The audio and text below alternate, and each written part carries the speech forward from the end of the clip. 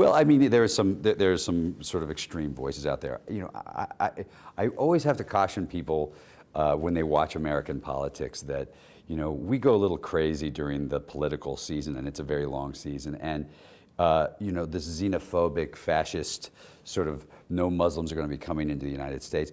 That's never going to happen. You know, that's not going to happen in the United States. We're not going to. That's not who we are, and that's not who we've ever been. That's not how our country was formed. So you're going to hear some of these louder voices that are extreme and much smaller percentage of the country that always come up during these moments, but they don't ever survive, and we get past these. So I always just try to tell people to, you know, I think it was Winston Churchill said, you can always count on the Americans to do the right thing after they've exhausted every other possibility. So, you know, it's all going to be fine. It's just going to take us a minute, you know.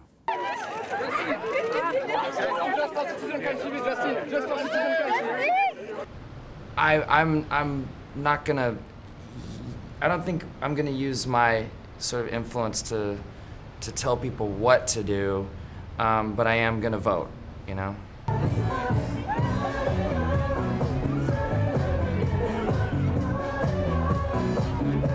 of America you want to your son? I want us to have a big Ferris wheel that we can go up in really, really slowly and light up for public events.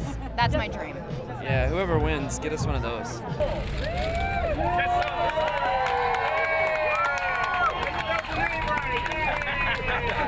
I think Trump is a businessman. It's something that you should study. I think he's interesting, been through a whole lot. But when it comes to politics and it comes to being the president of the United States of America, that's a whole different animal, okay? And when you're up there and you speak, my mother always told me, two biggest diseases in the world, ignorance and greed. And when you're up there and you're speaking from an ignorant standpoint, I'm not opposed to you, you're doing it to yourself. You understand me? People see this, people see what's going on. And I think it's a very self-destructive behavior. I think Donald Trump is somebody that's never been out the sandbox. What I mean the sandbox is, had a nice ass whooping in life, because he wouldn't speak like that. You know, he'd understand people's struggles, sacrifices, you know? So that's what makes me a little bit passionate what's going on, and you know, let's see what happens.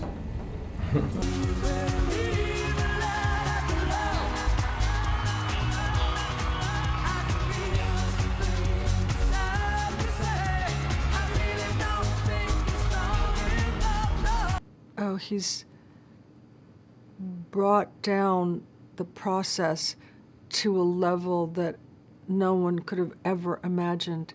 He said things that are so base and so vile and so without respect for humanity, for just basic, the respect you have for just basic humanity, you know, and nothing is beneath him.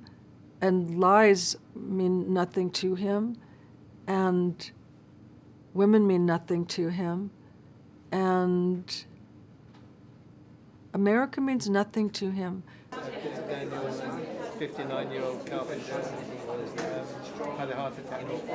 Well, the US election is a shameful advert for the democracy of that country. It seems only very rich people will be allowed to stand as president. The way the election has degenerated it brings shame on their election system, and I would hope that they would say, how can we have a real democracy that isn't just simply rich people abusing each other.